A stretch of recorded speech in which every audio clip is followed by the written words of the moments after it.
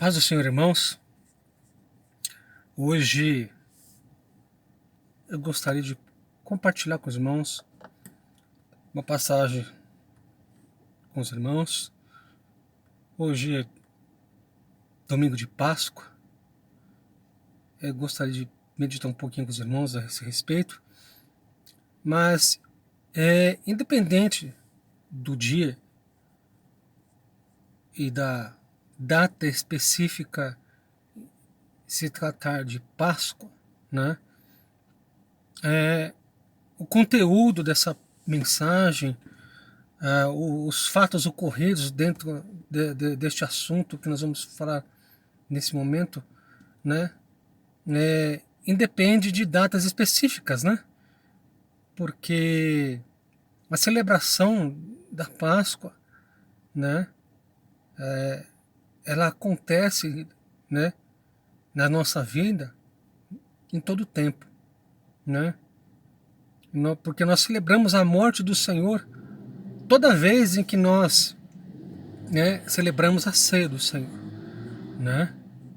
E porque também ela tem um significado especial para todos nós, né? Foi através do sacrifício da cruz, né, do derramamento do sangue do Cordeiro, que nós alcançamos a libertação e o perdão dos nossos pecados, né? Eu não quero me demorar, e não temos tempo tão longo assim para aprofundarmos no assunto, até porque eu creio que os irmãos que me ouvem, que me assistem, né, já têm a compreensão desses fatos, mas é bom sempre relembrar, né, esse momento tão especial na vida da igreja. Amém? E a passagem que eu quero lembrar com os irmãos, eu não vou ler ele todo, né? Está lá em Êxodo, capítulo 12, né? A instituição da primeira Páscoa. E falou o Senhor a Moisés e a Arão na terra do Egito, dizendo: Este mesmo mês vos será o princípio dos meses. Este vos será o primeiro dos meses do ano. Falai a toda a congregação de Israel, dizendo: Aos 10 deste mês, tome cada um para si um cordeiro, segundo as casas dos pais, um cordeiro para cada casa. Mas, se a família for pequena para um cordeiro, então tome um só com seu vizinho, perto de sua casa, conforme o número das almas, conforme o comer de cada um, fareis a conta para o cordeiro. O cordeiro, ou cabrito, será sem mácula, um macho de 1 ano, o qual tomareis das ovelhas ou das cabras. E o guardareis até o 14º dia do mês, e todo o ajuntamento da congregação de Israel o sacrificará à tarde. E tomarão do sangue e poluão em ambas as ombreiras e na verga da porta das suas casas, em que o comerem. E naquela noite comerão a carne assada no fogo, com pães asmos, com ervas amargosas a comerão. Não comereis dele nada cru, nem cozido em água, senão assado ao fogo, a cabeça com os pés e com a fressura. E nada dele deixareis até pela manhã, mas o que dele ficar até pela manhã queimareis no fogo. Assim, pois, o comereis, os vossos lombos cingidos, os vossos sapatos nos pés, e o vosso cajado na mão, e o comereis apressadamente. Esta é a Páscoa do Senhor. E eu passarei pela terra do Egito esta noite, e ferirei todo primogênito na terra do Egito, desde os homens até os animais, e sobre todos os deuses do Egito farei juízo. Eu sou o Senhor. E aquele sangue vos será por sinal nas casas em que estiverdes vendo. Eu, o sangue, passarei por cima de vós, E não haverá entre vós praga de mortandade, quando eu ferir a terra do Egito. E este dia vos será por memória, e celebrá-lo-eis por festa ao Senhor. Nas vossas gerações o celebrareis por estatuto perpétuo. Amém? O capítulo discorre um pouco mais para frente, mas depois os irmãos podem ler ele na íntegra. Amém? Irmãos, os irmãos acabaram de ver essa leitura, né? Nessa época que eu estou aqui comentando com os irmãos, não deve estar se lembrando de alguns fatos que antecederam os dias de hoje, em algo semelhante, né? Mas eu não vou entrar no mérito, porque pela própria leitura da palavra os irmãos já identificaram, né? O que é procedente, o que não é procedente, do que está dentro e do que está fora da palavra, né? Nós vemos aqui, irmãos, um momento de grande desejo, de grande ansiedade do povo de Israel, né? Que depois de cerca de 430 anos cativos no Egito, finalmente chegou o grande e maravilhoso dia de sair de dentro do Egito, né? E o Senhor estava dando os últimos preparativos para o grande e maravilhoso dia da saída. Os irmãos perceberam que o Senhor foi bem específico na hora de que os israelitas, os seus servos e servas, seus filhos, né, separassem para ali o cordeiro, o cabrito, quais seriam as condições e de que maneira deveriam ser feitas, né? Detalhou muito bem de que forma deveria ser escolhido o animal e de que forma deveria ser feito e de que forma de ser celebrado, né? E que ele passaria naquela noite na terra do Egito para matar todo primogênito, por onde ele não encontrasse o sangue nos portais, né? Os irmãos não sabem o que é um portal, um umbral, né? Travessa, aquela coisa e tal, né? Se o irmão ficar de frente com a porta da sua casa, né?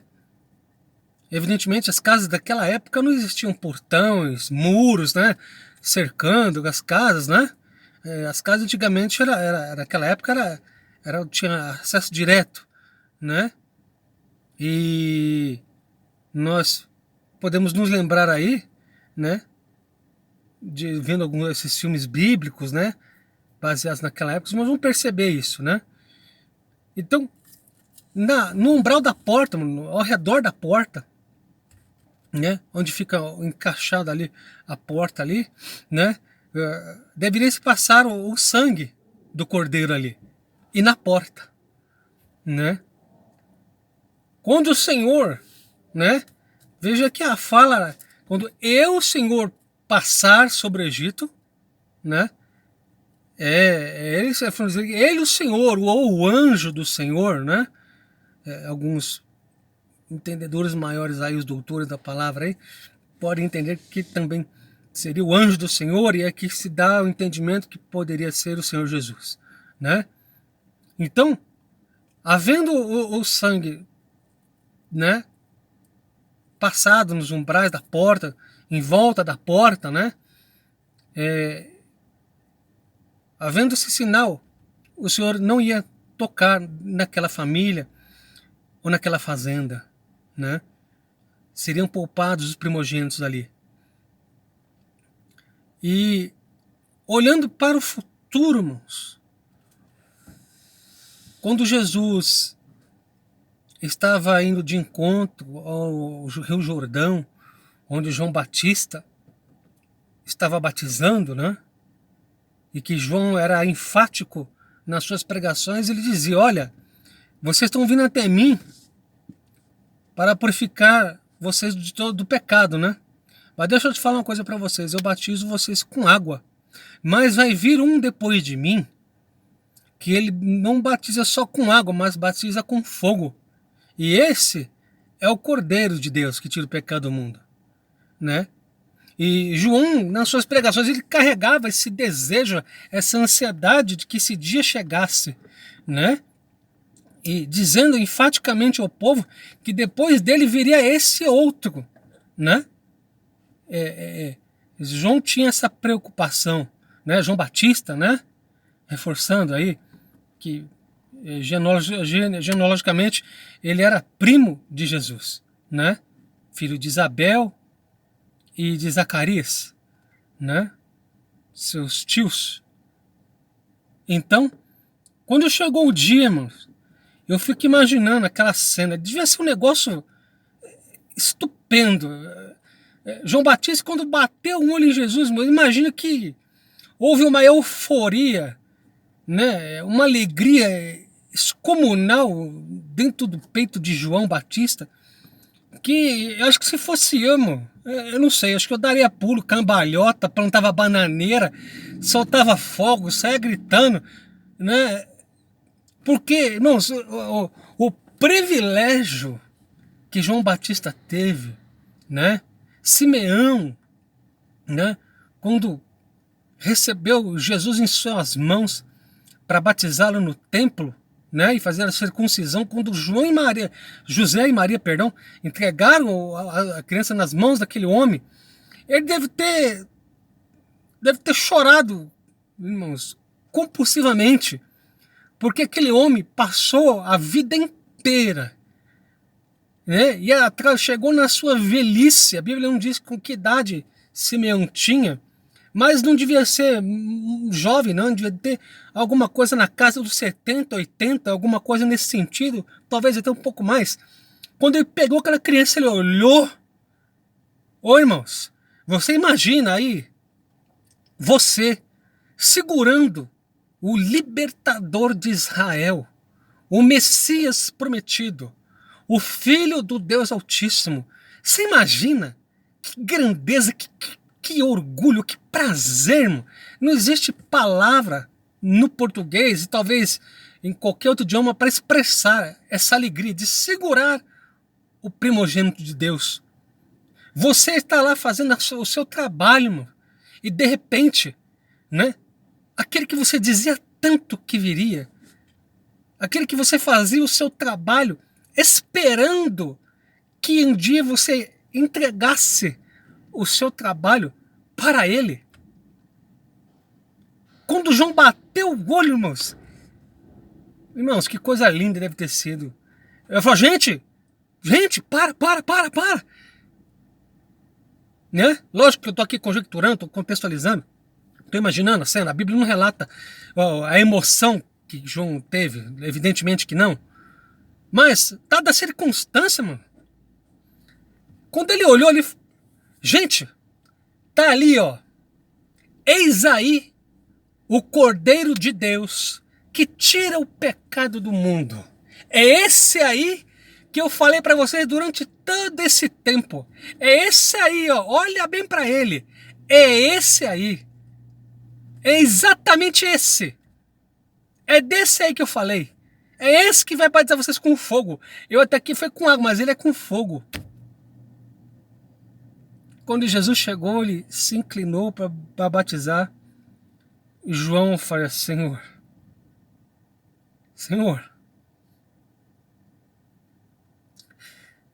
Ele deve ter sentido, moço, a insignificância. Ele deve ter sentido o peso da tristeza, da insignificância de ele, um comedor de feijão com arroz, um comedor de mel com gafanhoto, irmão. O Filho do Deus Altíssimo se inclinando, irmão, perante João Batista. E aqui vai uma meditação muito importante, irmãos, que num tempo que nós estamos hoje, enquanto muita gente quer glória para si, quer ostentar cargos e credenciais e coisa e tal, o Filho do Deus Altíssimo, irmão, ô glória, ele se inclinou, ele se ajoelhou perante João Batista. Eu vim aqui, João, para que você me batize. João falou, olha, Senhor, eu não sou digno nem de amarrar as sandálias dos seus pés. As traduções vão dizer as alparcas, né? Alparcas são sandálias. Eu não sou digno nem de amarrar, nem de desamarrar. Quem sou eu? E Jesus olhou para ele e falou: não, João, faz o seguinte, fica tranquilo, fique em paz. Vamos só cumprir as escrituras, tá bom? Fica tranquilo. Ô, irmão, que glória, que privilégio, né? E vou pausar aqui já para encerrar no próximo vídeo, amém?